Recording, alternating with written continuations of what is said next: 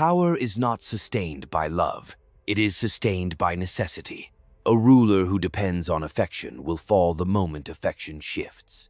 People are faithful only until their interests are not. They love while it is safe to love, and betray when it is safe to betray. The wise leader knows this, and instead of demanding loyalty, he creates conditions where disobedience is too costly. To control without being hated is the highest art of rule. For hatred is a disease that spreads in silence. It begins not in rebellion, but in humiliation. When men feel dishonored, they no longer fear the punishment that follows. The intelligent ruler, therefore, governs not through cruelty, but through distance. He gives just enough freedom for men to believe they act by their own will, while every path they take leads back to his design. Appear merciful, but keep your sword sharp. Let generosity be seen, but let it serve calculation. To forgive too often is to invite contempt. To punish too harshly is to provoke vengeance. The balance is delicate. Power is maintained by rhythm, not extremes. Like a skilled musician, the ruler must play both fear and trust as notes in harmony, never letting one drown the other. Control begins not in commands, but in perception. If people see you as decisive, they will obey even when you hesitate.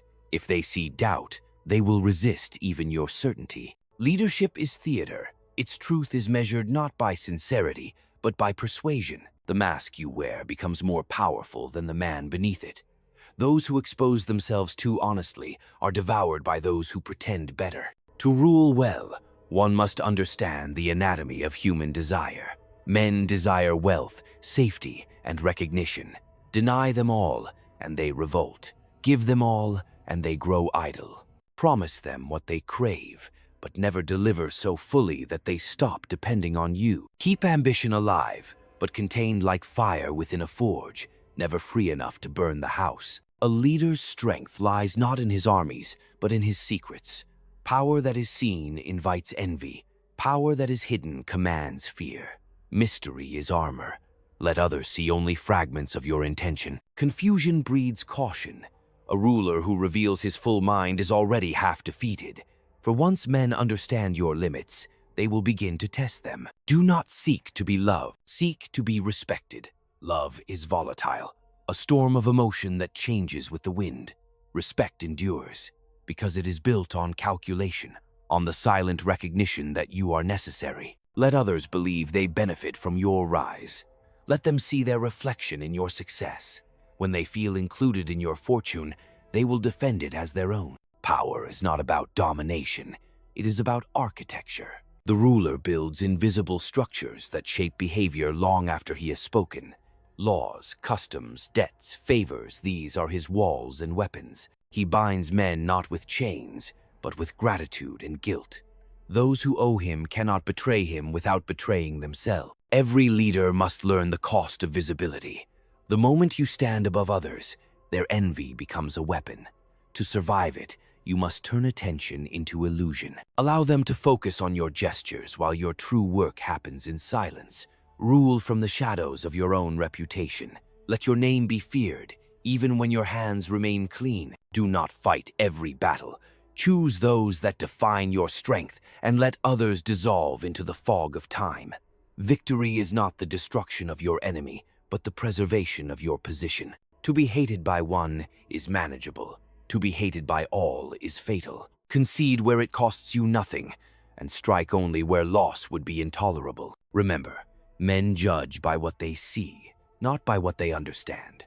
Appear moral, act strategic. Appear open, remain unreadable. Deception is not dishonor. It is self-defense in a world governed by masks. The ruler who speaks truth too plainly is like a soldier entering battle without armor. He may be brave, but he will not live long. Even kindness must be measured. A favor too easily given becomes worthless. Gratitude fades faster than fear. Make generosity rare, and it will be revered. Let your rewards carry the weight of judgment, so that those who receive them know it was earned, and those who do not will strive to deserve it. Every government, every company, every relationship of power is built on the same fragile illusion: control without hatred. The moment people begin to hate you, they stop hearing you. The moment they stop hearing you, your commands become noise. Thus, a ruler must know how to manage emotions like a craftsman handles fire warm enough to obey, never hot enough to destroy. And when betrayal comes, for it always comes, receive it without shock. Betrayal is not the exception in politics. It is the mechanism by which power renews itself. Those who betray only prove that you were strong enough to be worth betraying. Replace them, reward their successors, and move on. The state must outlive sentiment. In the end, to rule without being hated is to understand the heart without surrendering to it. Men want to believe they are free. Give them the stage. Let them speak. Let them choose, but ensure the script has been written by your hand. That is not tyranny. It is design. The art of power is the art of invisibility. Influence is strongest where it is unseen. The ruler who endures is not the loudest, nor the most loved, but the one who learns to disappear behind the systems he built, until even his enemies obey his design without realizing it. That is how one controls without being hated, by mastering not men, but the mirror they gaze into. Control is never absolute. It is a dance between visibility and withdrawal. A ruler who clings too tightly to command suffocates his own authority, for power must be felt, not forced. The people must see strength in his calm, not desperation in his grip. Those who shout their dominance are already losing it, for true power does not announce itself, it emanates, steady and unquestioned, like gravity. The wise leader governs not through constant assertion, but through presence, a presence that defines the order of things even in his silence. Every throne rests on illusion. Stability is a performance repeated until it becomes reality. The ruler understands that men follow certainty, not truth. They seek the comfort of conviction, even when the conviction is false. Therefore, he must embody it. His gestures must be deliberate, his words precise, his demeanor unshaken, for hesitation breeds speculation, and speculation breeds dissent. Those who doubt his strength will soon test it. Those who fear it will preserve it. In politics, perception is protection. The ruler must study men as a physician studies disease, not to cure them, but to predict their contagion. Every ambition begins as a whisper, every betrayal as a thought. By understanding desire, he can forecast rebellion before it takes form. The discontented man must be given responsibility. The dangerous man must be praised into complacency. Power is not the suppression of opposition, but the orchestration of it. Let enemies exhaust themselves in shadows you have cast, while your own hand remains hidden from the struggle. Great rulers know that mercy and cruelty are not opposites, but instruments. Each must be played according to circumstance. Mercy is a strategy for stability, cruelty, a medicine for decay. To show mercy where punishment is needed is to invite chaos.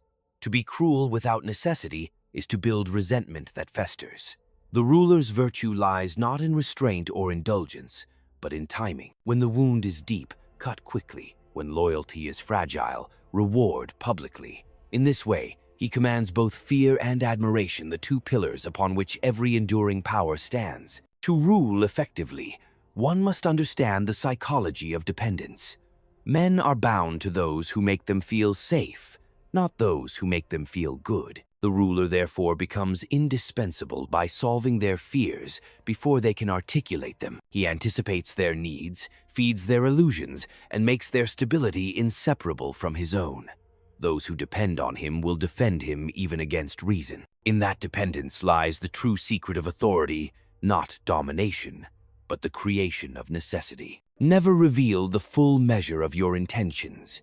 Transparency is the enemy of influence. Once your motives are understood, they can be countered. Concealment is not deception, it is protection. A ruler must always seem honest, yet remain unreadable. Speak in ways that invite interpretation, and men will reveal their minds while you conceal yours. Let them think they know you, while they chase shadows of your design. Those who believe they understand your heart become predictable, and predictability is the lever by which control is maintained. All states, all empires, All organizations are held together by fear disguised as respect. The ruler who forgets this truth will one day watch his empire crumble beneath smiles and handshakes. Friendship in politics is a transaction, loyalty, a currency that loses value with time. Therefore, renew it through ritual and necessity. Make allies compete for your favor. For those who compete rarely unite. Divide ambition, not territory. Keep your followers hungry for recognition, and they will not notice the chain that binds them. A ruler must also master the art of silence. Words are dangerous tools. Once spoken, they bind or expose. Silence creates depth, mystery, and fear. The fewer your words, the more they will weigh. A pause can command more obedience than a decree. Men are slaves to interpretation. They will fill your silence with the meaning that serves them best. In that silence, you govern not through orders, but through anticipation. Do not confuse kindness with weakness. The ruler who wishes to endure must appear human, but remain unyielding. Compassion may win hearts, but resolve commands nations. It is not cruelty to choose order over sentiment. It is necessity. The survival of the state outweighs the comfort of the individual. The ruler must act as nature acts without pity or hatred, guided only by balance and preservation. When he punishes, it must be as the storm punishes, impersonal, inevitable, and cleansing. Time is the ruler's truest weapon. Impatient men destroy themselves through reaction. Wise men allow chaos to reveal its pattern. Every crisis contains the seed of opportunity. To rush is to be ruled by fear. To wait is to make fear serve you. The leader who endures understands that timing transforms weakness into strength. He moves when others exhaust themselves in panic. He strikes when the moment's ripeness guarantees outcome, not risk. Power that seeks permanence must disguise itself as principle. Men will forgive tyranny if it comes clothed in justice. They will tolerate control if it masquerades as protection. The ruler, therefore, must build moral architecture around his actions, not to be virtuous, but to be unassailable. Let laws justify what necessity demands. Let ethics serve as armor for ambition. In this way, domination is sanctified by duty, and obedience becomes voluntary servitude. To govern is to accept solitude. No one who commands can afford the comfort of equality. Companionship dilutes perception. Affection clouds judgment. The higher one climbs, the thinner the air becomes, and in that thinness, the ruler breathes clarity that others cannot bear. It is the solitude of vision, of foresight, of knowing that to save the whole, one must sometimes wound the part. Great power demands the death of innocence. Men are moved not by truth, but by stories. The ruler who masters narrative commands the soul of the state. Control the tale, and you control the memory. Control the memory, and you control the future. Myths are not lies. They are weapons shaped by necessity. Every nation, every people, every movement survives through fiction. A wise ruler writes these fictions with care, ensuring that even when his body perishes, his myth continues to rule. But even the greatest ruler must understand this final truth.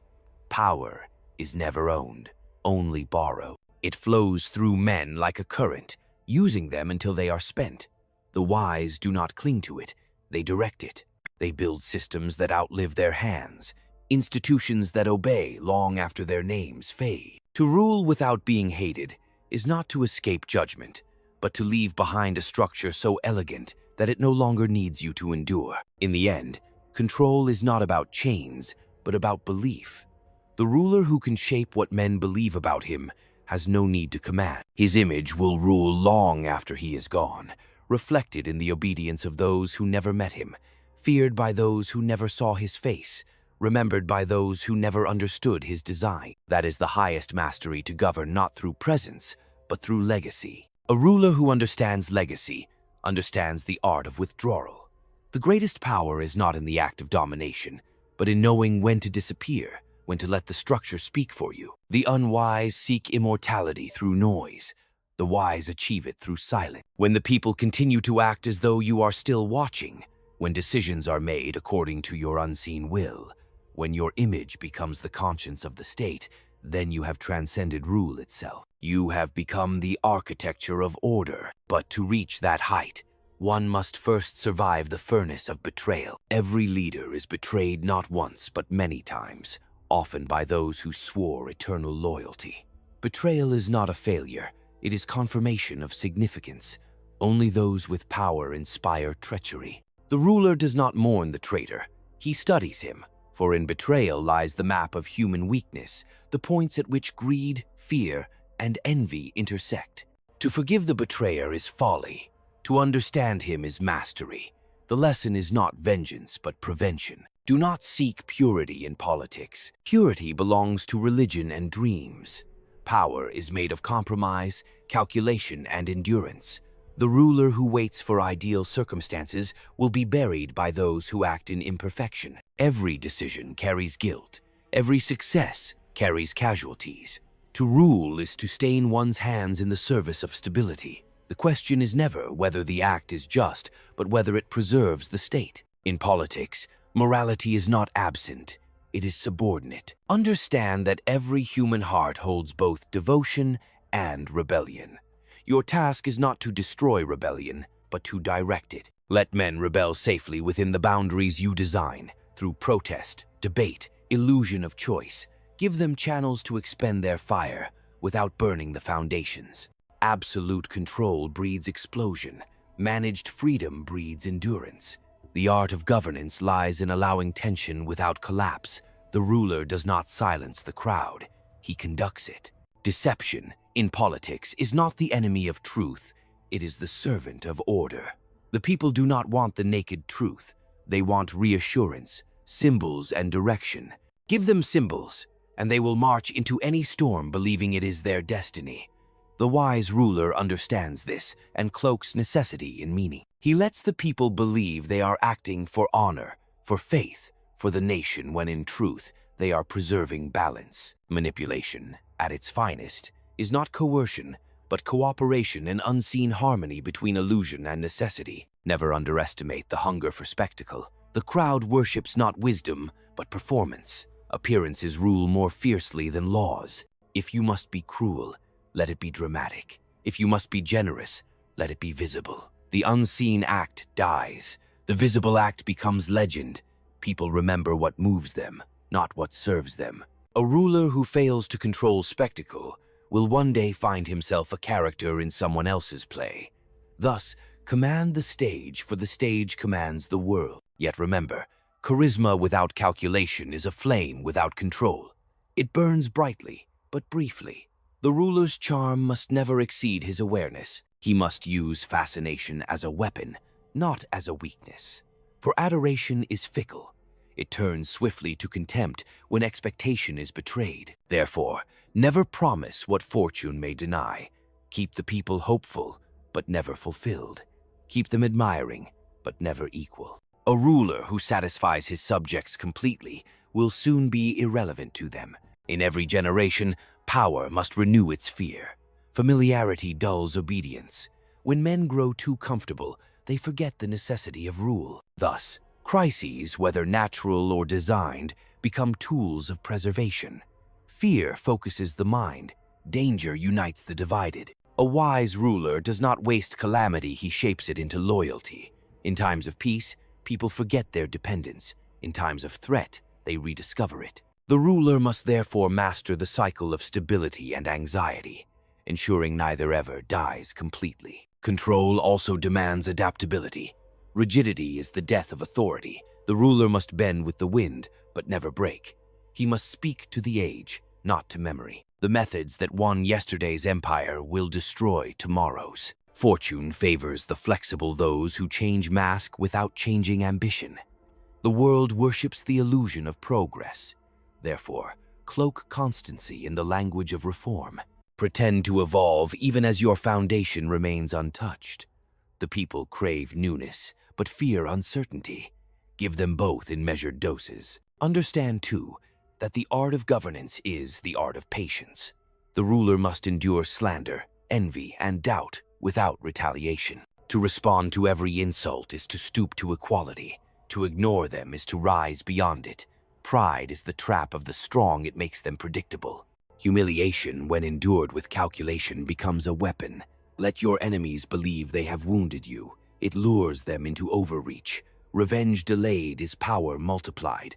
Every leader must confront the question of conscience. Can one be both just and effective? Can one preserve his soul while commanding others? The answer is cruel but necessary. Conscience is a luxury of the powerless. The ruler's morality must be strategic, guided not by emotion, but by consequence. He must act in the shadow of necessity, knowing that mercy at the wrong moment can destroy nations, while ruthlessness at the right moment can preserve them. To rule is to carry the burden of others' ignorance to sin for their safety. One must learn also the art of retreat. Power, like the tide, must ebb before it can rise again. Withdrawal, when strategic, creates hunger and myth. The ruler who steps back appears larger than the one who clings. Men fear what they cannot measure, respect what they cannot reach. Absence sharpens influence. To vanish when expected to appear when least expected, these are acts of psychological warfare. Presence is control, but absence is command. The ruler who endures is not the one who wins every war, but the one who outlasts every rival. Endurance is victory disguised as survival.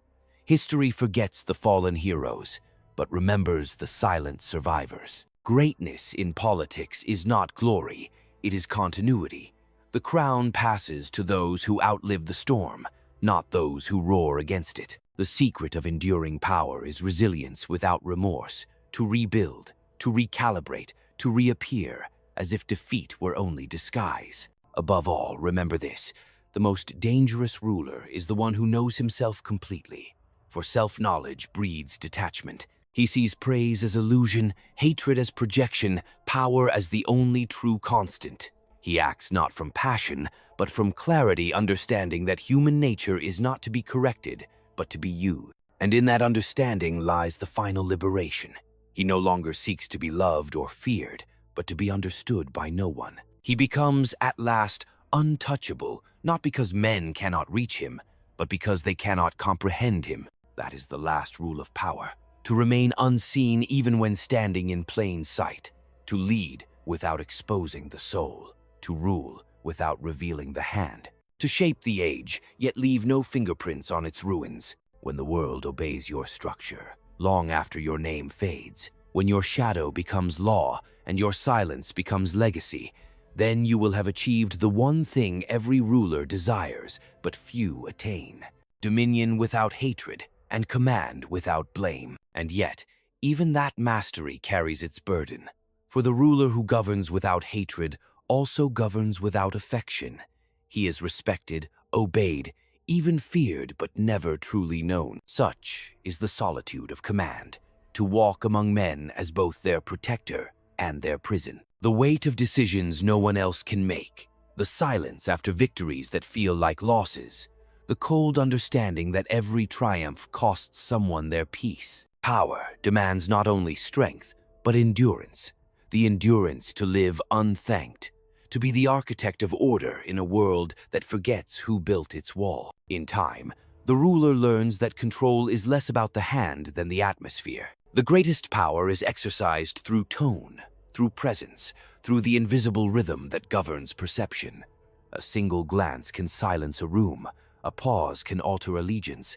Those who command through fear alone exhaust themselves, but those who command through presence create an empire of instinct. When people begin to restrain themselves in your absence, when they self-censor in your memory, when your approval becomes their inner voice, then you have achieved the deepest form of rule. Beware, however, of success without vigilance. For power decays not through opposition, but through complacency.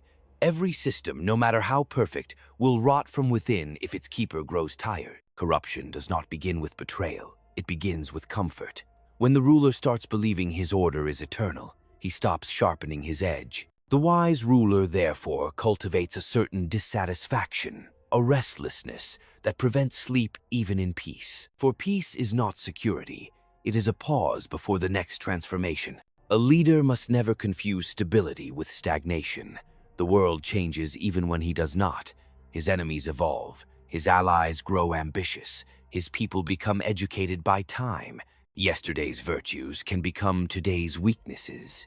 To survive, the ruler must study motion, not merely control it. He must see beyond appearances, to the quiet tremors that precede revolt, the whispers of reform, the shifts of loyalty, the new ambitions forming in the shadows of old loyalty. To ignore these is to wake one morning to find his authority replaced by memory. Every generation produces its own kind of power, clothed in the language of its age. Where once men ruled with armies, now they rule with information. Where once crowns gleamed on heads, now they flicker on screens. Influence has replaced force, and perception has become territory. The modern ruler commands through algorithms, through narratives that shape attention, through the illusion of choice. The battlefield has changed, but the instincts remain the same. To anticipate desire, to control fear, to remain necessary in a world that forgets its masters quickly. In this new order, subtlety becomes the supreme weapon. Transparency blinds, invisibility governs. The most powerful are those who do not appear powerful at all, the faces behind institutions, the voices that shape public thought without ever speaking directly. They do not order, they suggest. They do not command, they design. Their control is so seamless that obedience feels like freedom. This is the modern perfection of Machiavellian craft, the architecture of consent. Still, the danger remains eternal, the human heart, ever unstable, ever hungry for new idols. No ruler escapes the cycle of rise and decline. His task, then, is not to stop the fall, but to shape it, to ensure that even his descent becomes part of the design. The greatest rulers die twice, once as men and once as myths. The wise prepare for both.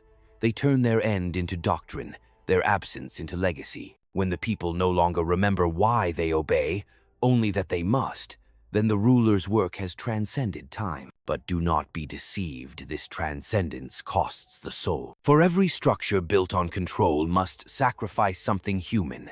The ruler gives up the simplicity of love, the warmth of friendship, the ease of honesty. He must learn to smile with strategy, to grieve in silence, to trust no one completely, not even himself. His heart becomes an instrument, tuned to calculation. To rule well, he must first kill the parts of himself that wish to be understood. This is the quiet tragedy of power. It demands humanity, but punishes those who show it. And yet, there is a strange peace in that solitude. For once the ruler accepts his role as the necessary instrument of order, the inner conflict ends. He no longer asks whether he is good or evil. He asks only whether he is effective. He no longer seeks justice from men, for he has learned that justice is fragile without power to enforce it. He becomes both sculptor and stone, shaping the world, and shaped by it. This is not redemption. It is understanding. The final stage of mastery is detachment. The ruler who transcends the need to win has already won. He sees beyond ambition, beyond rivalry, beyond the noise of praise and condemnation. He governs not to be remembered, but to ensure that what must endure, endures.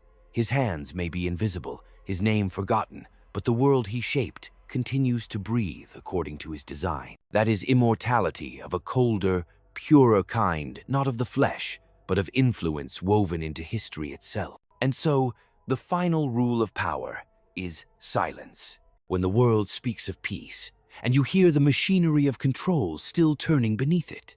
When the people praise their freedom, unaware of the boundaries you have drawn around it. When your name is no longer spoken, but your order remains intact, that is the summit of rule. For the ruler who controls without being hated, who disappears but is never replaced, who governs through legacy instead of force, has achieved the ultimate illusion, to vanish from sight while remaining everywhere in consequence. That is not the dream of power, it is its perfection. Perfection, however, is not permanence.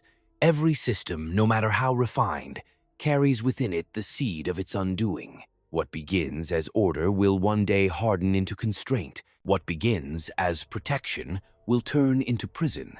The wise ruler foresees this cycle and plans his withdrawal before the decay begins. He leaves behind successors who believe they are free, when in truth, they only continue the same invisible design. His legacy survives not through imitation, but through absorption it becomes the instinct of the nation, the culture, the institution.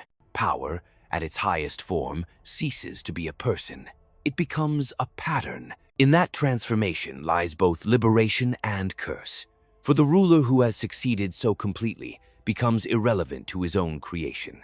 The system no longer needs him. The people no longer see him. The world continues in the rhythm he built, but without his name upon its pulse. Such is the irony of mastery, to construct something so enduring that it erases its maker. But the wise accept this, for they understand that power was never about recognition. It was about continuation. Do not mistake this disappearance for defeat. The ruler who dissolves into his own design has achieved the rarest victory influence without presence. His hand becomes the wind, unseen, yet shaping all things. He speaks no longer in decrees, but in the habits of generations. His philosophy becomes common sense. His will becomes law disguised as nature. The crowd will not remember his face, but they will live inside his thought. That is the most silent form of conquest, the conquest of time itself. Still, the human heart within the ruler sometimes yearns to be seen. Even the coldest architect feels the ache of invisibility, but he must resist it, for the desire to be remembered is the weakness that exposes all great men. The hunger for praise tempts them to act for spectacle rather than for necessity. In that moment, they become slaves to their own image. True control requires the humility of disappearance, to act, not to be admired, to rule, not to be adored. The greatest leaders vanish while their influence expands. To command without hatred requires this balance, the union of presence and withdrawal, force and restraint, human warmth and calculated distance. One must be near enough to be believed in, yet distant enough to be obeyed. Familiarity breeds contempt, but absence breeds myth. A wise ruler alternates between both visible enough to be real, invisible enough to be feared. He knows that people must never be certain whether they truly know him. Certainty breeds equality, and equality erodes command. The longer one rules, the more dangerous affection becomes. Love tempts mercy where judgment is needed. Pity clouds the logic of preservation. To lead well, one must learn to see the world not as it should be, but as it is, a stage upon which loyalty and deceit wear the same mask. The ruler must read that mask, not tear it away, for behind it lies chaos, and chaos respects only strength. Therefore, hold the mask with dignity and let others believe it is your face. A ruler's wisdom is measured by what he chooses not to control. Excessive control breeds rebellion. Subtle control breeds faith. Men must feel that they act from their own will, even when they walk a path you designed. Let them believe they chose the fate you required of them. This illusion is mercy disguised as manipulation. It spares them the despair of impotence and spares you the burden of force. The perfect ruler does not crush the will of his subjects, he redirects it. Do not forget that fear, though useful, is perishable. It must be renewed with precision, never indulgence. Too much fear paralyzes. Too little invites defiance. The ruler must understand the rhythm of emotion like the tides, when to let calm return, when to let storms remind them of the cost of disobedience. Rule through patterns of relief and tension. Let the people rest in comfort long enough to thank you, then awaken their fear long enough to remember you. The passage of time exposes every leader to erosion not of strength, but of meaning. The people forget the dangers he once protected them from. They grow bold in peace, mistaking stability for their own virtue. It is then that rebellion gestates not from oppression, but from boredom. A ruler must never allow peace to become dull. He must refresh the illusion of peril, renew the narrative of salvation, ensure that the people always feel they are one decision away from ruin, and that only he stands between them and the abyss. But even power, sustained by fear, requires a mask of virtue. The people must believe their ruler's will aligns with their good. Appearances of justice are more valuable than justice itself. Appear honest, even when deceit is necessary. Speak of service, even when pursuing strategy. The crowd does not follow truth, it follows comfort. Give them the comfort of morality, and they will forgive every transgression. Let them see in you not the man who rules them, but the image of the order they crave. A ruler must also master his own emotions, for rage and grief are luxuries of the unburdened. Every outburst betrays insecurity. Every tear becomes a weapon in another's hand. To lead is to bury reaction beneath calculation, not to feel less, but to feel privately. The world must never see his chaos, for when the ruler becomes unpredictable, he ceases to be trusted.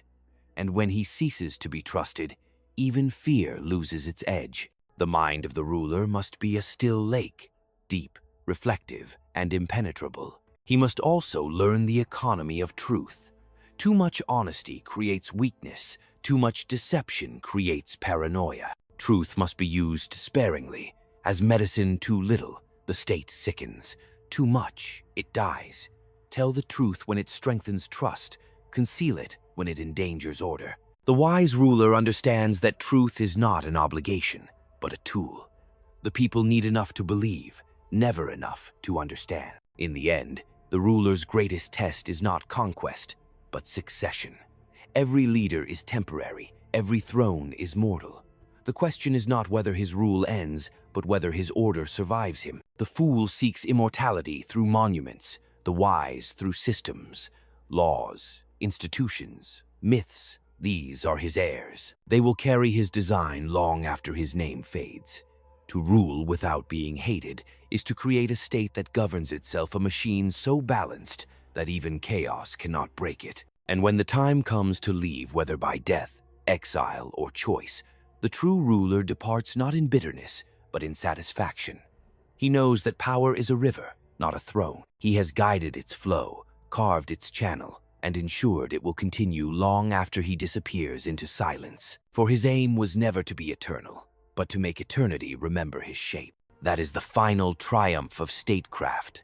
Not to be adored, not to be mourned, but to become indistinguishable from order itself, to rule so wisely that, in your absence, the world no longer remembers it was ever ruled. And yet, even as the world moves on, the shadow of the ruler remains. For power leaves residue not in monuments or names, but in habits, fears, and reflexes that outlive the hand that shaped them. A generation later, people will act according to his designs without knowing why. They will praise freedom, but obey boundaries he once defined. They will despise tyranny, but live within the framework of his control. That is the ghost of true governance, invisible, unspoken, eternal. It is here that the ruler discovers the paradox of mastery, that to achieve perfect control is to become unnecessary. The system he built now governs itself. The institutions breathe on their own, and the citizens march to the rhythm of a discipline that no longer requires command. The architect fades, but the architecture endures. The people call it progress, law, tradition, never realizing it was once a single man's will crystallized into permanence. This is not the death of power, but its sublimation. The wise ruler, therefore, cultivates detachment not as virtue, but as strategy. He learns to let go long before the world lets go of him. For those who cling to power invite decay. Those who release it shape its afterlife. To withdraw is not to surrender, it is to become untouchable. When men can no longer define you, they can no longer destroy you. When they cannot find the source of the order they obey, they mistake it for destiny itself. That is how rulers become myths. Every myth, however, requires suffering to be born. The ruler's solitude, his exile, his sacrifices, these are the raw materials of legend. A comfortable reign breeds memory, a turbulent one breeds myth. Men do not worship ease, they worship endurance. Thus, the ruler must endure his loneliness in silence, knowing that only distance makes him eternal. The love of the people fades. Their reverence, however, grows from the soil of absence. But what of the man behind the mask? The one who walks the corridors of power, knowing that every ally is a potential betrayer, every embrace a calculation, every victory a new burden. He grows older, not in years, but in silence. His face becomes a map of restraint, his eyes a mirror of decisions made without witnesses. In that isolation, he understands the cruelest truth of command, that to protect others, he must live apart from them. Power demands sacrifice, and the first sacrifice is belonging. It is a cold truth, but also a freeing one. For once he accepts that solitude is the natural climate of leadership, he ceases to resist it. He no longer seeks companionship in the court or consolation in the crowd. He finds peace in distance, strength in detachment, wisdom in silence. The ruler who learns to rule himself no longer fears losing control over others. Self-mastery is the final dominion, for only he who governs his own impulses can truly govern the chaos of men. This is the hidden dimension of power, not domination, but discipline. Power without restraint is a storm that consumes itself. Power with restraint becomes destiny. The ruler who can pause in triumph, who can hold his tongue when insulted, who can delay gratification in the service of stability, such a ruler transcends the appetite of conquest. He ceases to be a predator among men and becomes the calm force that shapes civilizations. And still, there remains one last illusion to master the illusion of morality. The ruler cannot afford to be moral in the eyes of philosophers.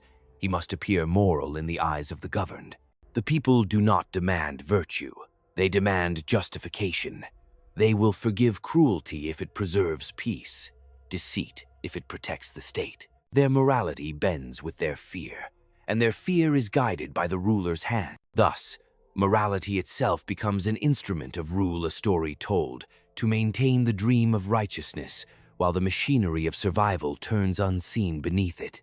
To control without being hated is to understand that men love symbols more than substance.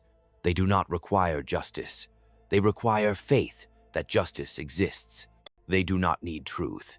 They need the comfort of believing someone knows it. The ruler's task is to sustain that faith, to make his control indistinguishable from protection, his manipulation indistinguishable from guidance. When the people confuse obedience with trust, when they confuse dependency with loyalty, his work is complete. He must therefore master appearance with the same rigor he masters armies. For the visible face of power is not power itself, it is its theater. The ruler stands upon that stage, performing stability to an audience desperate for certainty. His gestures must never tremble, his tone must never waver, his eyes must never wander. Behind the mask, storms may rage, but the mask must never crack, because once it cracks, the illusion shatters, and with it, the entire order collapses. To rule well is to act well, not in the moral sense, but in the theatrical sense. The ruler must understand that persuasion is performance, authority is costume, dignity is choreography. He is not merely the head of a state, but the soul of a story, a living symbol that sustains belief. And belief, not force, is the true foundation of control. In the twilight of his reign, as time begins to erode both his power and his body, the wise ruler faces the most difficult task of all, to choose how to end. Most cling, few release. But those who release wisely write the script of their own immortality. They transform their departure into an act of design. They disappear not in chaos, but in symmetry. They leave behind the impression that their absence too was part of the plan. And when the people whisper of his passing, they do not speak of his fall, but of his completion. This is the final paradox of political life. Power seeks eternity, yet only those who renounce it achieve it. The ruler who dies clutching the throne is forgotten. The one who walks away becomes legend. His silence becomes scripture. His restraint becomes myth. He ceases to be a man and becomes a principle, the eternal architect of order, the unseen mind that still governs through the ghosts of his choices. So remember this, you who seek to lead, the true art of power is not in conquest, but in endurance. Not in being loved, but in being remembered through structure.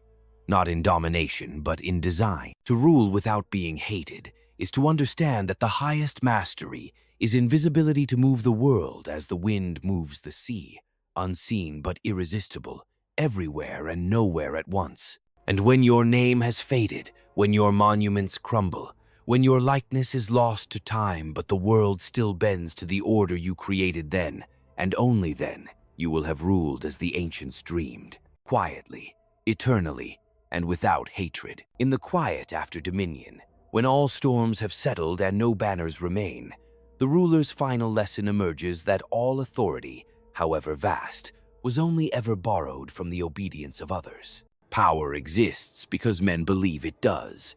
The instant they cease to believe, it dissolves like smoke.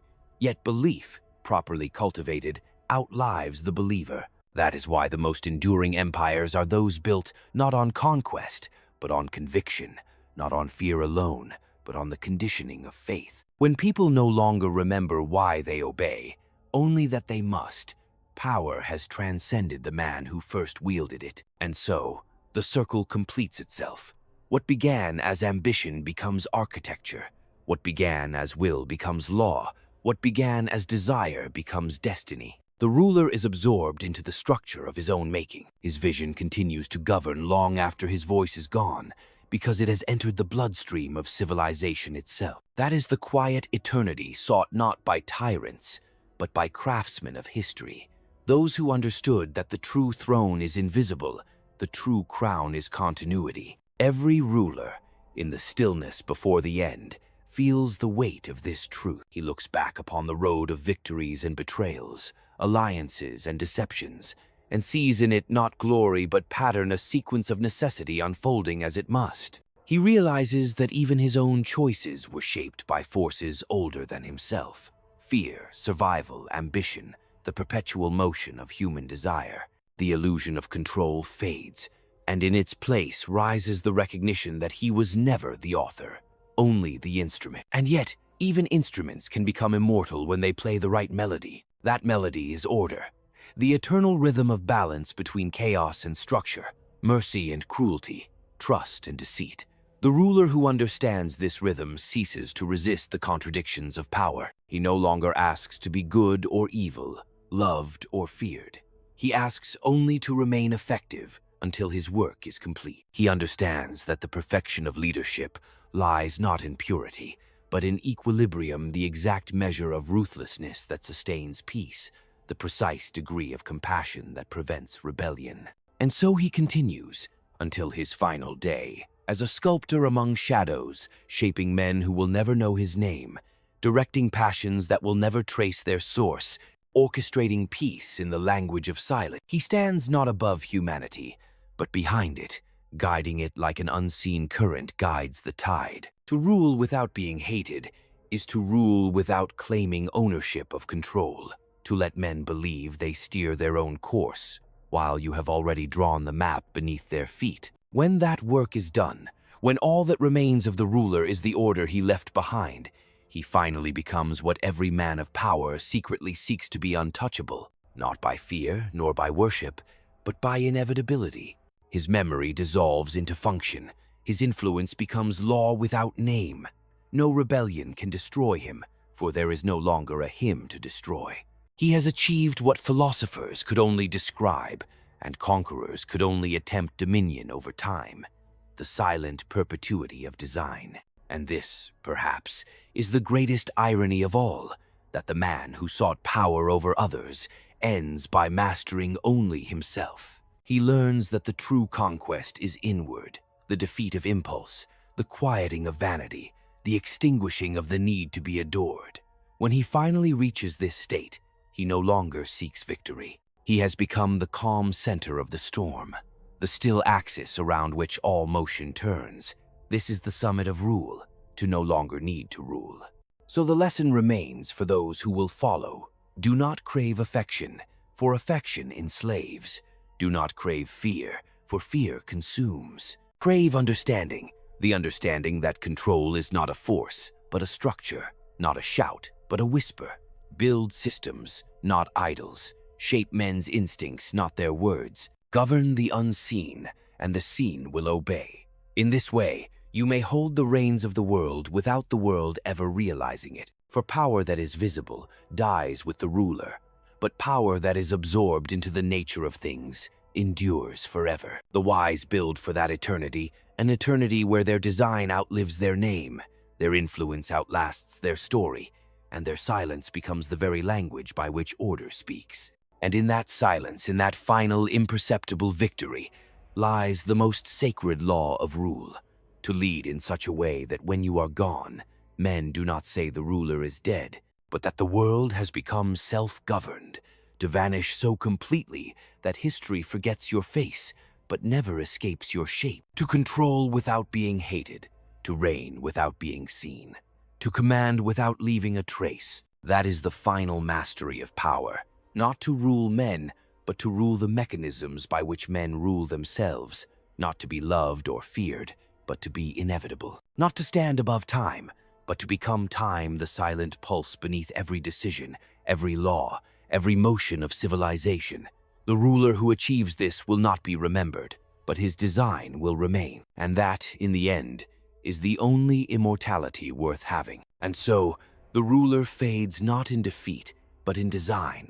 His silence becomes the language of order, his absence the architecture of obedience. The world no longer speaks his name, yet it moves to the rhythm he once set. This is the perfection of rule, to vanish while remaining everywhere, to be forgotten yet still obeyed. He has learned that power, in its purest form, is not possession but continuity, not the roar of command, but the quiet persistence of structure. He does not seek monuments or memory. He seeks the calm knowledge that his design will endure, that even as generations change, his influence remains woven into their choices, their fears, their sense of stability. They will call it progress, justice, freedom, but it will all be his work, disguised as destiny. And in this final solitude, he understands what lesser men never grasped, that the ruler's purpose was never to be adored, but to preserve, that the cost of mastery is disappearance, that the mark of true control